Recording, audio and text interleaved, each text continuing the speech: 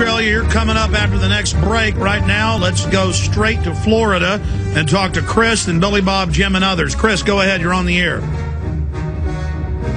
Getting the word out there. I see so many developments this week on Al Gore backing out of Copenhagen and Obama not delaying his trip by a week. But I'm having my suspicions about Alan Grayson. I know that he's our representative here in Florida, and he is very much against the Fed. I know that his grilling of Bernanke has been great, and he has a reputation as a fighting the war profiteers and prosecuting them. I guess I don't know much about that, but I got to talk to him today, and he was saying that CO2 levels are dangerous greenhouse gas. He was not aware of ClimateGate, and he has his own cap and trade bill for ideas and his own. Yeah, no, Grayson's good on the war. He's good on the banks. He's bad on government-run health care.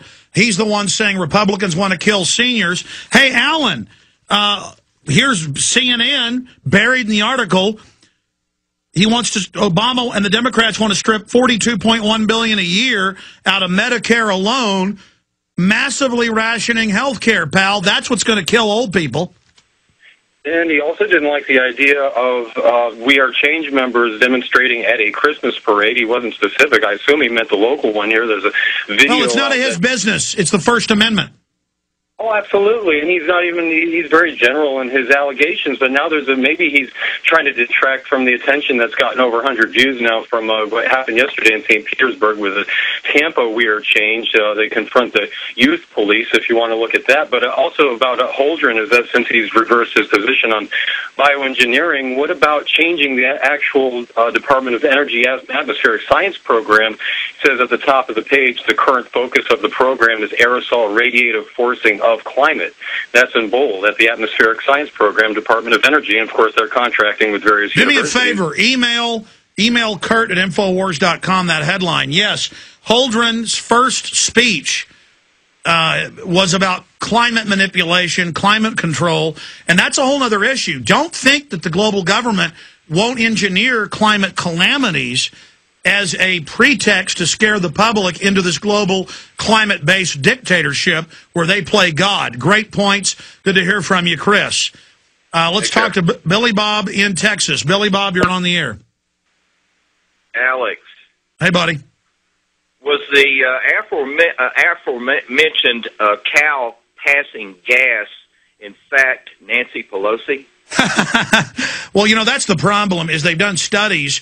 There are about the same amount of agrarian bovine creatures before we had buffalo and water buffalo and other things flatulating. And so to say that an animal's flatulence, that methane is bad, methane has been produced by all animals that have digestive processes. And so, again, they're saying life is bad. As the Club of Rome's own documents that we've quoted say, this is about making human life the enemy. So the globalists have an excuse to tax breathing itself. So really, there's not a lot of difference between a cow and Nancy Pelosi, you're saying.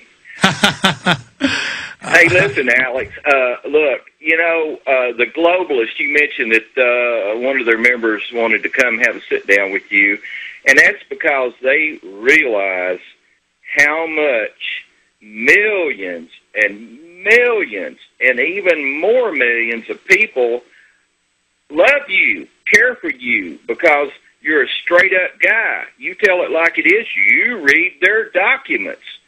And lastly, I just wonder what kept the powers that be, the globalists, from finding out about what the BBC knew for that 6 weeks. That's a good question. I appreciate your call. We're going to come back and go to Leon in Australia and others on the other side of this quick break. I'm going to run through the latest ClimateGate developments. I haven't even gotten into that yet.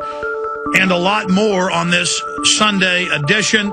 55 minutes left. I feel like I should have a drum roll in the background, or air raid sirens should be going off. I mean, we're on the radio talking about the head of the UN, the head of the EU, Al Gore, Gordon Brown, Barack Obama, all giving speeches, all making statements about global government is here. We will control the planet with carbon taxes. We're only going to let you have one child. We're going to bankrupt the coal plants. They're hijacking the medical system.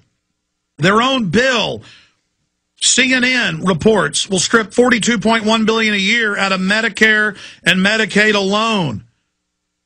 I mean, this is upside down. They're openly announcing world government, but for decades, all the yuppies were taught that doesn't exist. Only crazy people talk about it. So when they see it being announced on the news, they say, well, I better not talk about it or resist it because it's not supposed to exist and it's not polite in a polite conversation to bring it up. I better just lay here and take the banks, bankrupting the planet by design and bringing in world government. And then I have Bloomberg reporting here, arming Goldman with pistols against the public. I'm going to cover this in the next segment. But right now, that's right, the banks are arming against you. But right now, let's go to Leon in Australia. Leon, you're on the air. Thanks for holding. Yeah, good day. I just have 2 quick points to make. First of all, the leader of the opposition, challenging the Prime Minister to a global warming debate. This has just come out in the last maybe 24 hours or so. And, you know what? Let me stop you. Since you're calling from Australia, let me bring this up to you. Because for those that don't know, a whole bunch of members of your parliament have resigned. There's talk of the government collapsing. They tried to pass their Copenhagen national version because all the countries have to get their laws in line. That's what our government's trying to pass, this 2,000-page climate change behemoth that lets the feds take over every facet of our lives to mirror the international treaty. Last week, it was set to pass. It failed. The government's in deep trouble. Al Gore's canceling his speaking engagements because everybody's booing him. He doesn't want to be associated with ClimateGate and the fact that top UN scientists were caught engaging in fraud. Their internal documents admit the Earth is getting colder, not hotter. But give us a report from the land down under, exactly what's happening, Leon. Go ahead. Okay, sure thing. Well, yeah, this emission trading scheme was about to be put through, and but it failed for the second time. Sorry, and there was a challenge for the leader of the opposition because most of the party was against the whole global warming fraud, and the leader though he was actually for it, but he got ousted, and the end of Parliament has just begun. Oh, there's a 2-month break, and Tony Abbott, the leader of the opposition, he's, as I said, challenged the Prime Minister, and the Prime Minister has avoided it, and they want to have the debate before the Parliament gets back to it. But it looks like the Prime Minister is losing support for the global warming, for the pretty much the carbon tax and all that. So, and the leader of the opposition has put a anti-global warming skeptics in the front bench, so in the more powerful position. So it looks like at least, we're not going to see any carbon tax, but, I mean, who knows? But here's the problem. In Australia, in the UK, in the US, everywhere, where the big central banks are in control. And I saw a speech with Gordon Brown on the Financial Times of London. He gave a speech just yesterday bragging that, all the Commonwealth nations will get in line. Even if the parliaments don't pass it, we'll use the bureaucracy to implement it. Washington State's passed a law that your employer has to collect a tax from you if you drive a car to work. Schwarzenegger's banned TVs above 40 inches and put taxes on the rest of them. Didn't matter if he couldn't get the legislature to pass it. He just used a bureaucracy to criminally order it. And all over, Texas wants to put a tracker box in all cars to tax you by the mile to reduce the carbon footprint. I know Australia's trying to pass that. So, yes, we've gone from 70+% of people worldwide in different polls I've seen, above 60, sometimes above 70, but the majority believing man-made climate change, believing all the penguins are dying, believing all the polar bears can't swim, total lies. Now in every major poll, over 60% don't believe it. So the numbers are flipping, and so the worm is turning. Is that what you're reporting to us from Australia? That's exactly it. And on YouTube you can see it. the United Nations and Google have combined to run a poll about global warming. It looks like it's aimed at the youth, but if you just write maybe United Nations global warming poll or something like that, you'll be able to find it. But I'm not sure if they're doing it around. Well, yeah, the news article, it made it look like it was aimed for around the world, and you can check what parts of the world think about, what other parts of the world think about global warming. It's all right. It was in Australia.